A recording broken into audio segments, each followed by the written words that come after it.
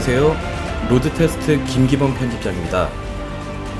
지난 5월 이탈리아 북부 알프스 산자락과 이웃한 브레시아라는 곳에서 마세라티 르반떼를 만났습니다.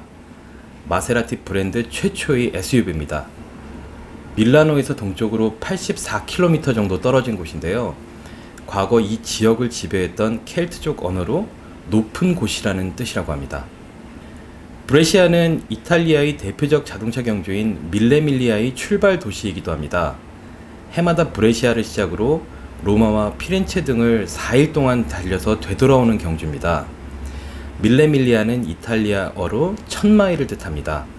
이게 1920년대부터 시작을 했으니까 당시 차로 달리기에는 굉장히 가혹한 레이스였죠. 마침 저희가 방문했을 때가 밀레밀리아를 시작을 앞둔 시점이었어요. 그래서 이제 도로를 달리다 보면은 중간중간 아주 오래된 클래식카들이 달리는 모습을 볼 수가 있었습니다. 고급차 브랜드는 시승회 장소로 유명한 휴양지를 주로 고릅니다. 브레시아 역시 마찬가지입니다. 바다처럼 넓은 호수 주위로 고급스러운 별장과 호텔들이 즐비하게 늘어섰습니다. 그런데 이번 출장은 일반적인 시승과 달랐습니다. 라이프 스타일 체험이었어요. 개인적으로는 이런 출장이 처음이어서 설레기도 하고 또 조금 걱정도 앞섰습니다. 저희는 공식 프로그램이 시작되기 전날 도착했습니다. 그래서 그 다음날 아침이 밝아서 하루 동안 자유시간을 가질 수가 있었습니다. 우리는 자동차를 타고 모데나로 향했습니다. 브레시아에서 1시간 정도 달려서 도착한 곳은 개인이 운영 중인 자동차 박물관입니다. 움베르토 파니니란 과거 마세라티에서 일하던 엔지니어가 운영을 하는 박물관인데요. 좀 엉뚱하지만 치즈 같은 유기농 식품을 만드는 농장 한쪽에 있습니다. 허름한 창고 안에 40대의 자동차와 60대의 모터사이클, 20대의 트랙터를 전시했습니다. 개인 박물관 중에 마세라티의 오래된 차를 많이 갖고 있는 곳으로 그 마세라티 오너나 마니아 사이에서는 굉장히 유명한 곳이라고 합니다. 움베르토 파니니는 올해 85세입니다. 굉장히 고령이시죠. 마세라티가 어렵던 시절에 창고에서 쏟아져 나온 양산차와 경주차, 컨셉트카를 굉장히 헐값에 사들일 수 있었다고 합니다. 하지만 개인이 두서없이 사모은 박물관으로 생각하기에는 컬렉션 내용들이 굉장히 화려합니다. 1934년형 6C34, 또 1957년형 250F 같은 그 값을 매기기 어려운 굉장히 희소성 높은 마세라티가 즐비합니다. 마세라티는 경주차 제작업체로 출발했습니다. 1914년 이탈리아 볼로냐에서 시작을 했고요. 회사 이름은 창업자 형제의 성에서 따왔습니다. 창업 이후 마세라티는 1955년까지 경주차 한 우물만 팠습니다. 그동안 23개의 챔피언십과 또 32회의 F1 그랑프리 등 전부 500여 개의 우승컵을 휩쓸었습니다. 그런데 1957년 250F로 월드 타이틀을 거머쥔 이후에 마세라티는 돌연 경주차 제작을 멈추고 양산차 제작에 올인하기 시작합니다. 경주차를 만들던 업체가 일반 판매용 차를 개발하는 과정은 아주 자연스러웠습니다. 호화로운 고급차나 소형차를 욕심내지 않았습니다. 주특기인 경주차를 진화시켜서 위험 부담을 줄였습니다. 레이스카의 강력한 성능을 밑바탕 삼되 서스펜션을 부드럽게 다듬어서 승차감을 살렸습니다. 또 실내 공간은 넓히고 짐 공간도 챙겼습니다. 마세라티의 타깃은 상위 1%의 부자였습니다. 마세라티가 처음 내놓은 양산차가 경주차의 성능과 고급차의 편안함을 겸비한 스포츠 쿠페 3500 GT였습니다. 경주차를 만들던 업체가 만든 스포츠카이기 때문에 마세라티가 늘 스포츠를 핏대 올려 강조하는 데는 이런 배경이 있습니다. 르반떼는 마세라티 브랜드 최초의 SUV입니다. 지난 3월 스위스 제네바 모터쇼에서 갓 데뷔한 신차입니다. 기다림이 굉장히 길었죠. 마세라티가 처음 컨셉트카를 선보였을 때가 2003년이었으니까 벌써 10몇 년 전이죠. 그때 이름은 쿠뱅이었습니다. 마세라티가 컨셉트로 내세웠던 SUV를 실제 양산차로 내놓기까지 14년이 필요했는데 그 사이에 많은 일이 있었습니다. 마세라티는 여러가지 악재 속에서도 경이로운 성장을 이어가고 있습니다. 마세라티의 연간 판매는 2012년만 해도 6,000대에 불과했습니다. 7,000대 수준인 페라리보다 판매가 적었죠. 하지만 2018년에 7만 대까지 끌어올릴 계획입니다.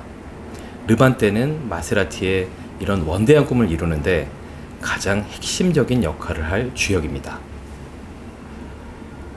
앞모습이 굉장히 강렬합니다. 헤드램프를 아주 매섭게 다듬었고 그릴은 입을 크게 벌린 것처럼 굉장히 크게 뚫어놨습니다. 뭉툭한 앞머리와 거두막에 부푼 지붕이 투구를 연상시켰습니다. 마세라티의 홍보 담당이 말합니다. 프리미엄 이탈리안 SUV에는 세 가지 특징이 있다고 합니다. 디자인, 특별함, 그리고 성능이라고 합니다. 르반떼는 지중해에 부는 따뜻한 바람을 뜻합니다.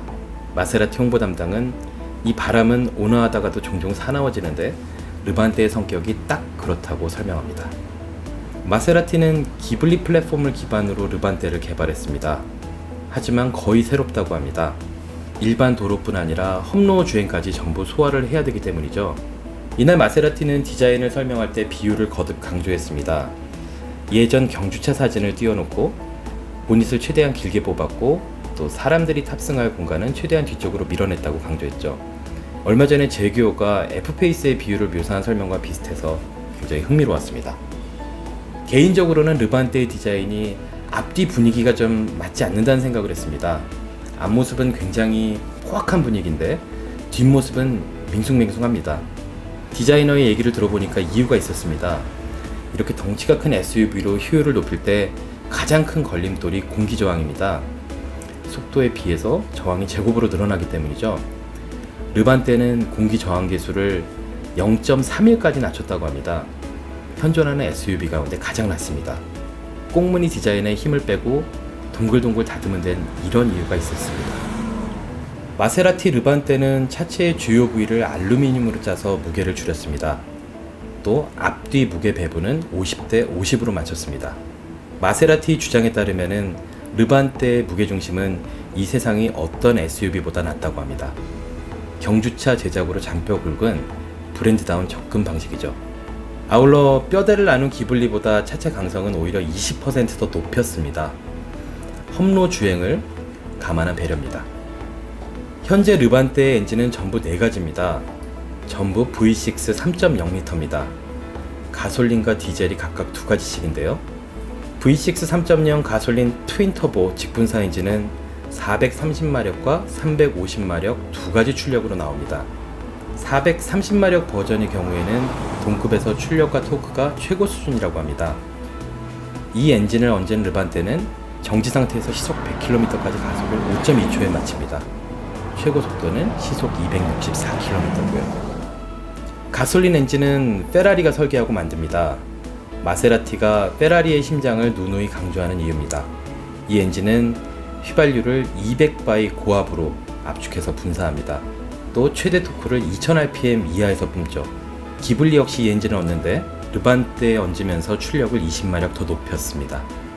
350마력 버전은 좀 더 연비에 신경 쓰는 오너를 위해서 준비했습니다. 최대 토크는 430마력 엔진의 일반 모드와 같습니다.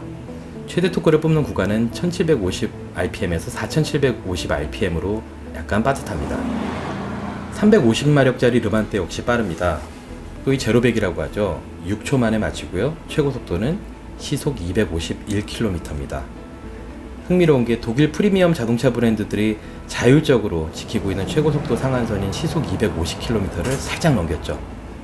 마세라티 홍보 담당은 르반떼는 동급 프리미엄 SUV와 뚜렷이 다르다고 강조합니다.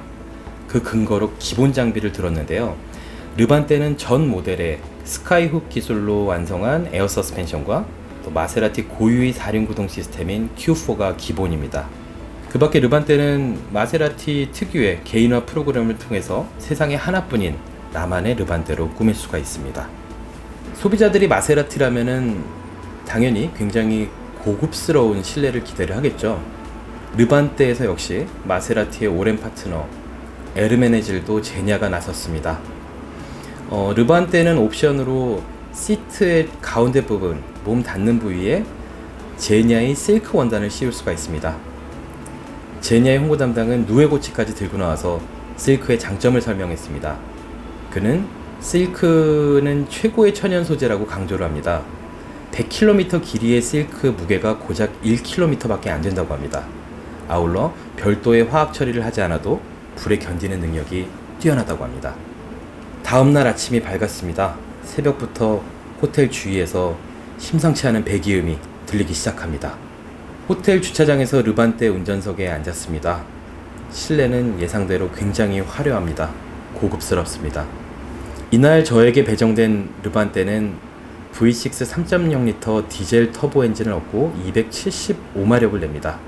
사실 가솔린 엔진도 몰아보고 싶었는데 마세라티에서는 한국 시장에서 디젤이 워낙 강한 걸 알기 때문에 아예 가솔린 차를 배정을 해놓지 않았더라고요.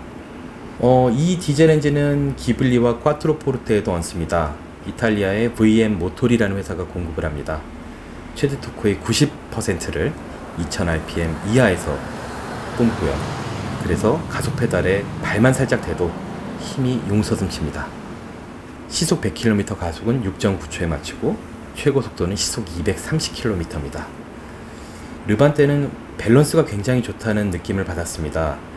그 농장을 찾아가는 길이 굉장히 꼬불꼬불한 길이었는데 이 앞뒤 50대 50으로 맞춘 무게 배분 때문에 무게 중심의 움직임을 예측하고 대응하기 좋았습니다. 또 시야도 아주 시원시원했습니다. 무엇보다 놀라운 것은 전반적인 운전 감각이 굉장히 부드럽다는 점입니다. 마세라티라면 의뢰 그 사운드 때문에 굉장히 거칠고 몰기 어려울 거란 편견을 갖기 쉬운데요. 르반떼는 전혀 그렇지 않았습니다. 그래서 뻣뻣하고 불편한 차를 부담스러워하는 여성도 쉽게 적응할 수 있을 것 같아요. 현재 유럽에서 마세라티 여성 고객의 비율은 8%입니다. 북미는 이보다 훨씬 많은 13%고요. 또 전세계 고급차 업계가 눈독 들인 중국 시장은 35%나 되죠.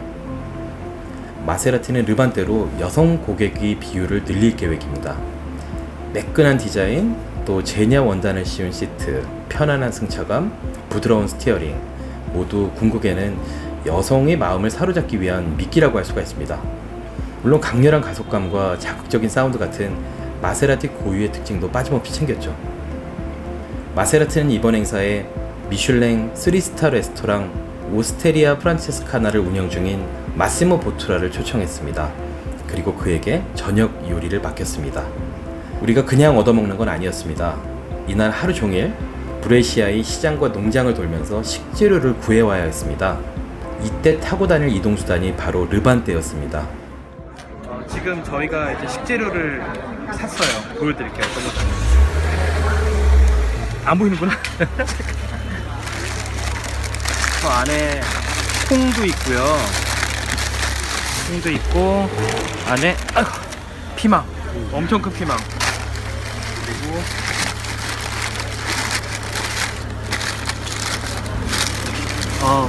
이게 뭐예요? 이거는 저기 먹는 게 아니고 위에 오이도 있고.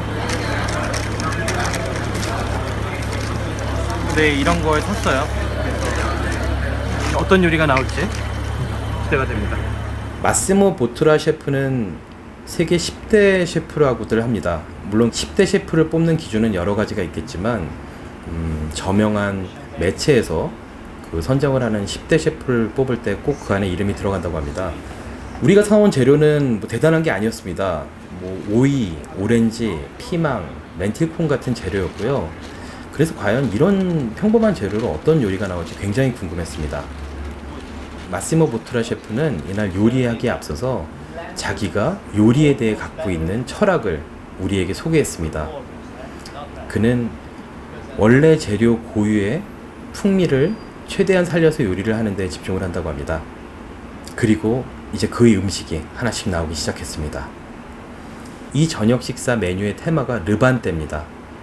르반떼를 연상시키는 각각의 코스 요리가 나왔습니다. 이날 메뉴 가운데 오렌지 향수를 나중에 마지막으로 뿌려야 되는 요리가 있었는데 오렌지에서 추출한 원액으로 만든 향수인데요. 이른바 식용 향수입니다. 마시모 보투라가 일일이 각 테이블마다 돌아다니면서 음식에다가 향수를 뿌려줬습니다. 마시모 보투라는 이탈리아 모데나 출신입니다. 페라리의 고향이고 마세라티가 창업한 볼로냐와도 멀지가 않죠. 모데나에서 자고 나란 아이들은 어려서부터 엔진음만 듣고도 무슨 차종인지 맞춘다고 소개를 했습니다. 그리고 그는 특히 마세라티의 사운드는 한 번 들으면 결코 잊을 수가 없었다고 말합니다. 그는 마세라티의 사운드를 음식에 비유했습니다. 어머니가 해주신 라자니아에서 제일 맛있는 겉껍질 같은 느낌이라고 했습니다.